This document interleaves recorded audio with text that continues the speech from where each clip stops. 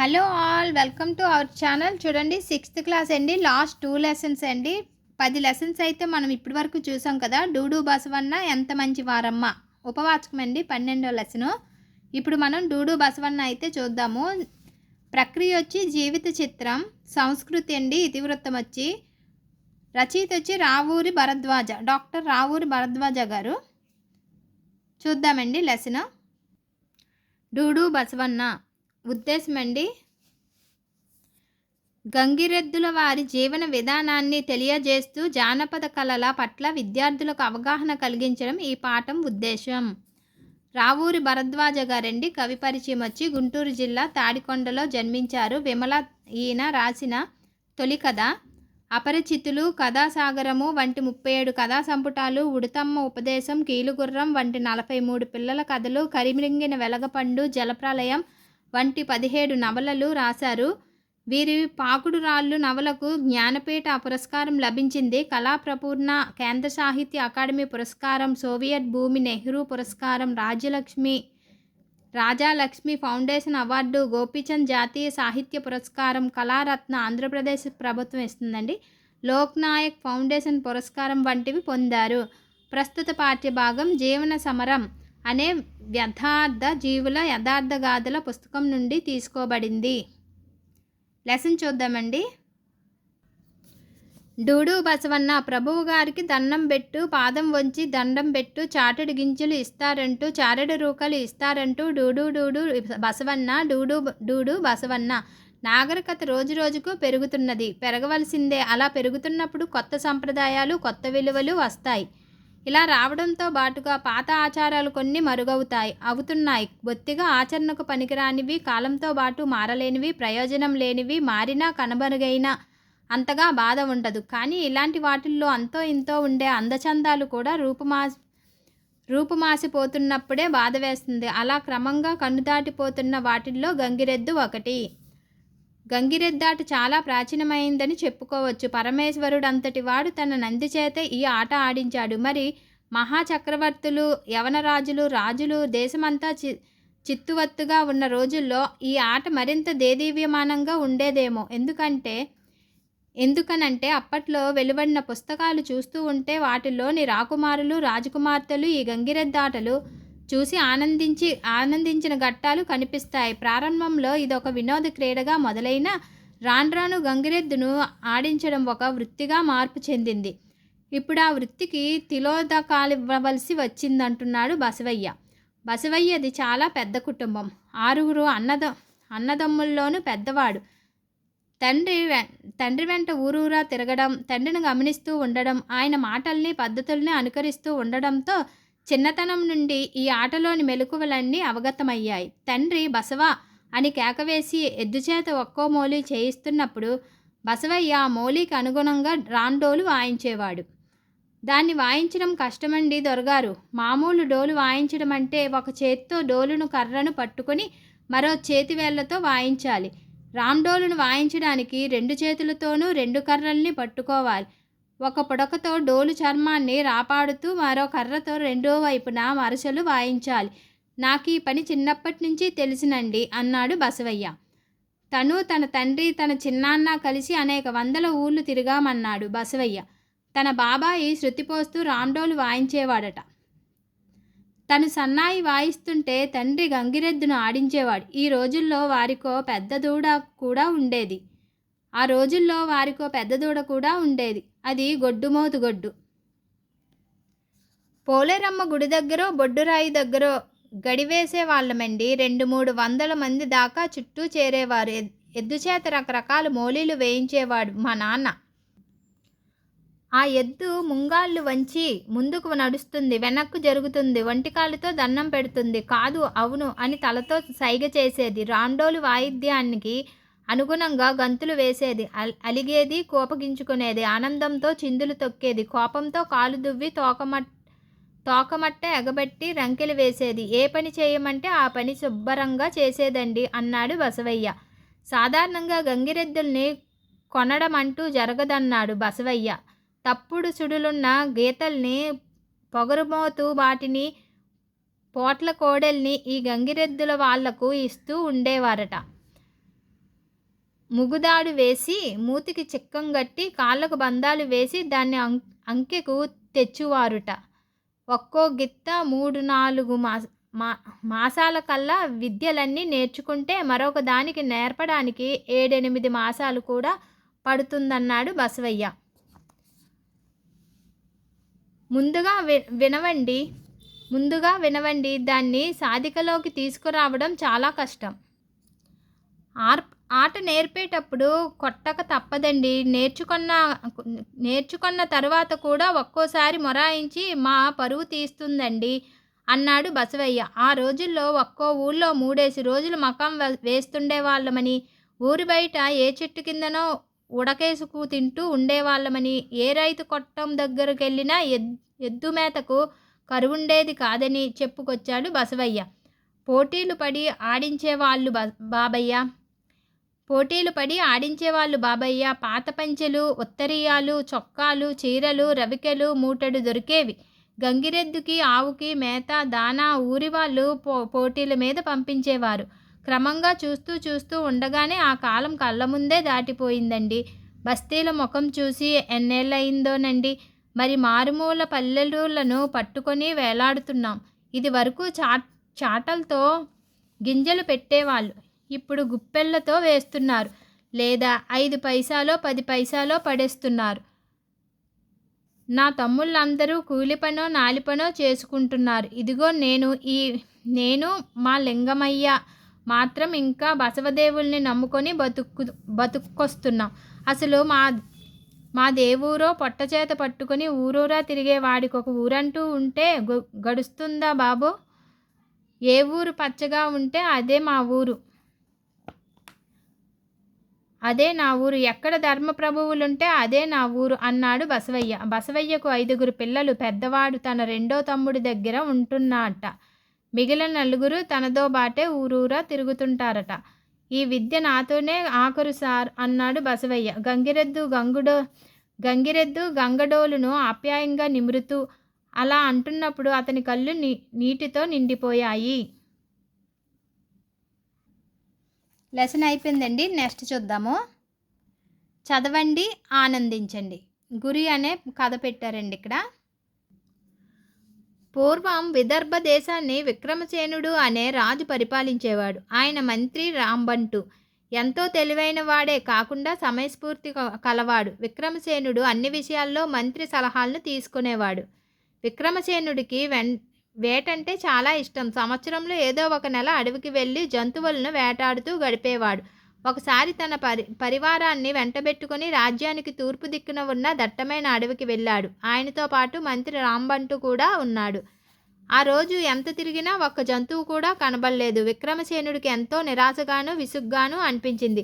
వాళ్ళు గుడారానికి తిరిగి వస్తుండగా పచ్చిక బయల్లో ఒక లేడిపిల్ల కనిపించింది. విక్రమసేనుడు వెంటనే విల్లు ఎక్కుపెట్టి గురి చూసి బాణం వదిలాడు. రిప్పును విల్లు నుండి దూసుకెళ్లిన బాణం లేడిపిల్లకు తగలకుండా కొన్ని అంగుళాల దూరంలో చెట్టుకు తగిలింది. ప్రమాదం పసిగట్టి లేడిపిల్ల పారిపోయింది. భలే గురి అంటూ ఒక సైనికాధికారి అలవాటుగా చప్పట్లు చరిచి అన్నాడు. అసలే కోపంతో ఉన్న విక్రమసేనుడు మరింత ఉగ్రుడయ్యాడు. నన్నే ఎగతాళి చేస్తున్నావా? ఎంత ధైర్యం అంటూ కళ్ళెర్ర చేశాడు. ఆ సైనికాధికారి బిక్క చచ్చిపోయాడు. తనకు శిక్ష ఖాయమనుకొని గజగజా వణికాడు. పరిస్థితిని అంచనా వేసిన రాంబంటు కల్పించుకొని, అతని ఎగతాళి చేయడం లేదు మహారాజా, నిజమే చెప్పాడు అని అన్నాడు. మీ బాణం ఎప్పుడూ క్రూరమృగాల వైపే ఎక్కుపెట్టి ఉంటుంది.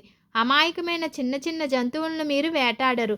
ఆ లేడిపిల్లను పారిపోమ్మని మీరు బాణం వేశారు. మీ గురి తప్పకుండా బాణం లేడిపిల్లకు తగలకుండా సరిగా లేడిపిల్ల పక్కనే ఉన్న చెట్టుకు తగిలింది. అదే మీలోని చాతుర్యమని వివరించాడు.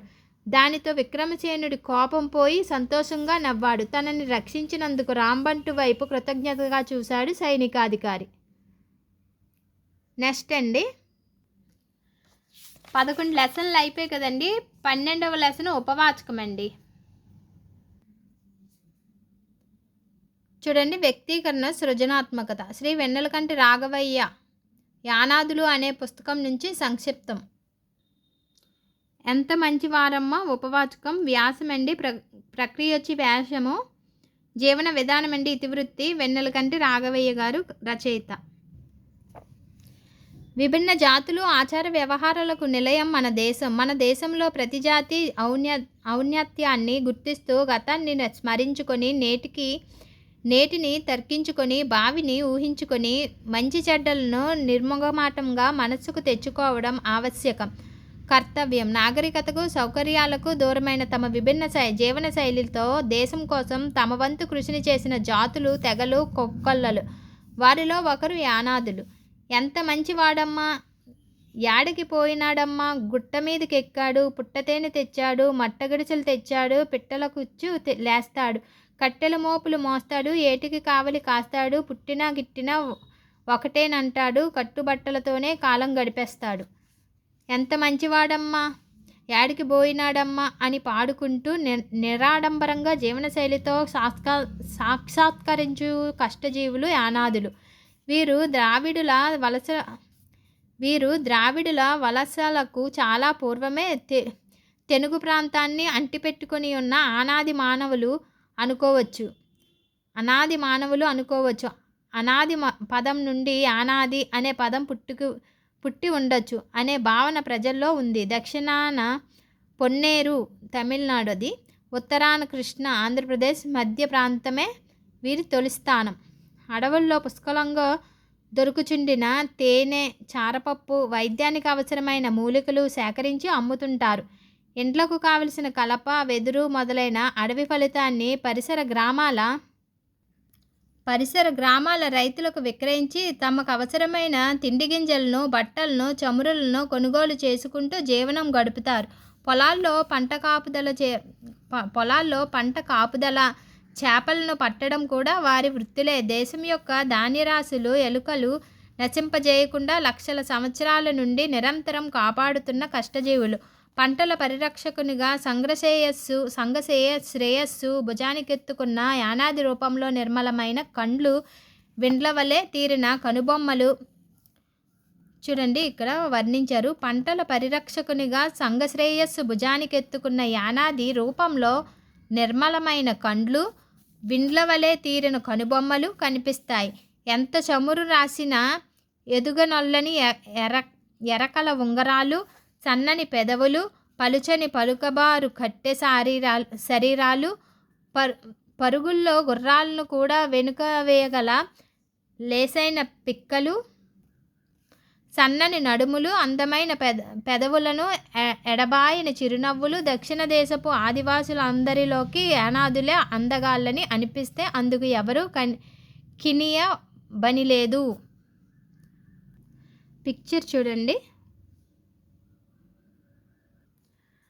అడవి యానాదులకు జంతువుల జాడలు పరిచయమైనట్లు పల్లపు ప్రాంతాల యానాదులు కూడా మానవుల జాడను అంత సులువుగా కనిపెట్టగలరు.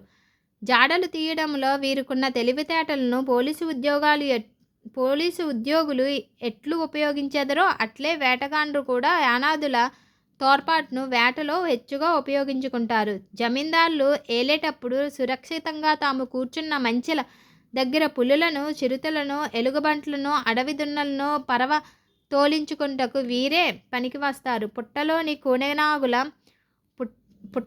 కోడినాగుల బుసలు అతన్ని బెదిరించవు. ఆయుర్వేద వైద్యాలకు కావలసిన మూలికలు యానాదులకు తెలిసినట్లు ఇతరులకు తెలియవు. వీరి ద్వారానే వైద్యులు మూలికలను సమకూర్చుకుంటారు. స్మారకంలో ఉన్న ఏ యానాది అలోపతిక్ వైద్యశాలకు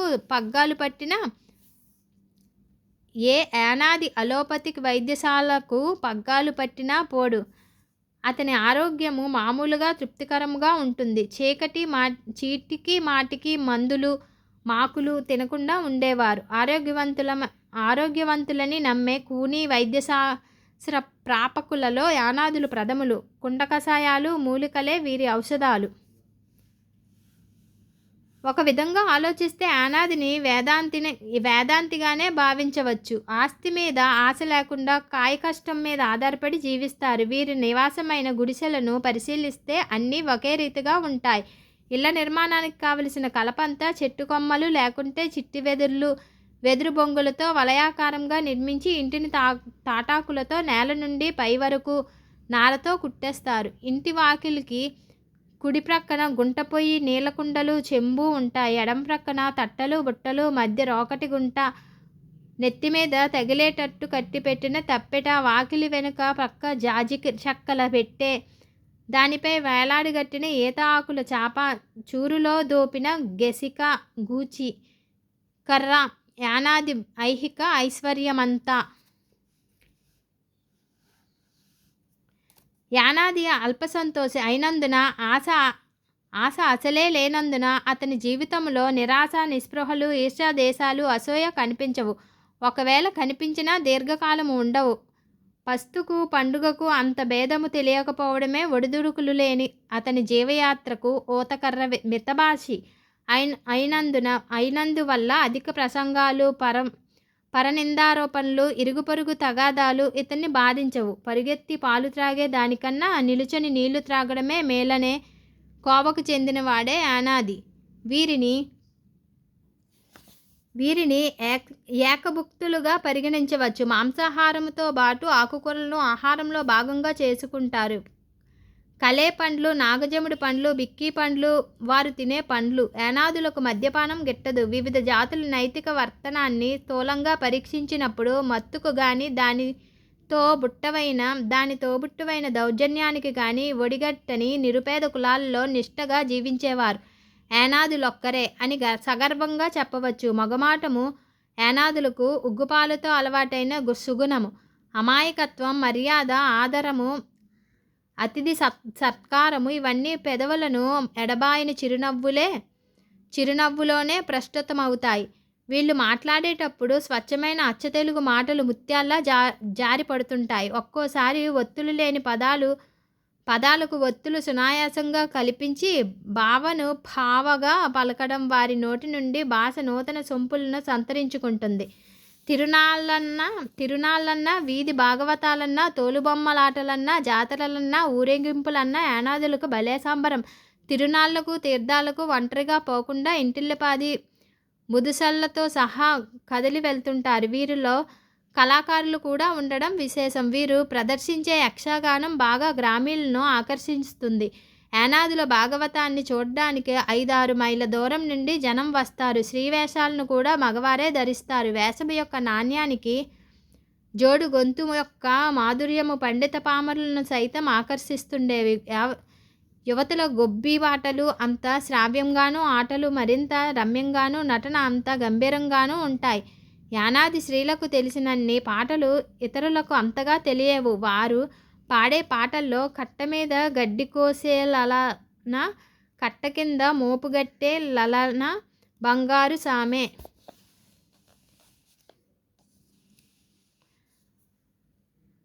వస్తా పదరా రస్తా పనికి అని మొదలుపెట్టి పాడుతూ ధనము దాచుట దొంగతనము అని పాటను ముగిస్తుంటారు. తెల్లవారక ముందే వాకిండ్లను చిమ్మి కల్లాపు చల్లి వైకుంఠ వాకిళ్లను రంగవల్లి పచ్చీసును తెల్లటి పిండి ముగ్గులతో వారు చిత్రించినవి అందంగానూ ఆనందంగానూ ఉంటాయి. భక్తిపరమైన భజనలు, మౌన ధ్యానాలు, మంత్రతంత్రాలు యానాదిని ఆకర్షించవు.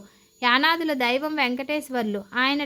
ఆయన టెంకాయలతో, తులసీ దళాలతో చులకనగా తృప్తి పడతాడని వీరి ఉద్దేశం. వీళ్ళు వేటకు వెళ్లే ముందు కాట్రాయుడికి మొక్కుతుంటారు. సంక్రామిత వ్యాధులు తటస్థమైనప్పుడు మహాలక్ష్మమ్మ, పోలేరమ్మ వెలిసి ఉండే చెట్ల దగ్గర, గ్రామ చావిళ్ల దగ్గర ప్రార్థిస్తుంటారు. చల్లని చూపుల మందహాసం, నిర్మల హృదయాన్ని ప్రతిబింబించే కనుదోయి, మితభాషణ, సహజమైన వినయము, ఆకర్షణీయమైన అమాయకత్వం వారికి పెట్టని భూషణములు.